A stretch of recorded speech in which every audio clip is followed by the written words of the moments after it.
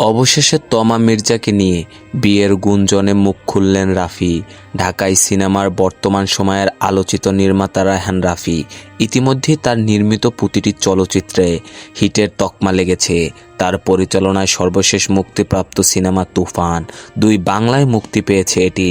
এদিকে গুঞ্জন রয়েছে ব্যক্তিগত জীবনে চিত্রনায়িকা তমা মির্জার সঙ্গে প্রেমের সম্পর্কে রয়েছেন রায়হান রাফি।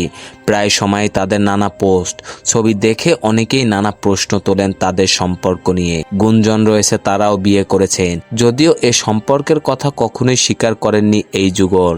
তারপরও শোনা যাচ্ছে চলতি বছরে বিয়ে করবেন তারা। কিন্তু সত্যটা কি?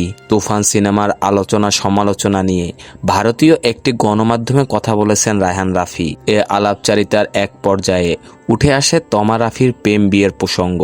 জানতে চাওয়া হয়, আপনি নাকি অভিনেত্রী তমা মির্জাকে চলতি বছরে বিয়ে করেছেন।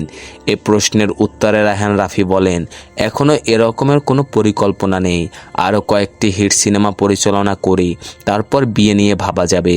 গত কয়েক বছর ধরে প্রেমের গুঞ্জন চলছে পরিচালক রায়হান রাফি ও চিত্রনায়িকা তমা মির্জার।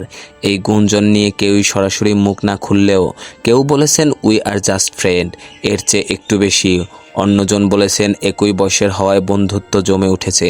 রায়হান রাফির পরিচালনায় প্রথমবার তমা মির্জা অভিনয় করেছেন খাঁচার ভেতর অচিন পাখি ওয়েব ফিল্মে, পরে আবার তাদের দেখা যায় 7 নম্বর ফ্লোর সুড়ঙ্গ সিনেমায়।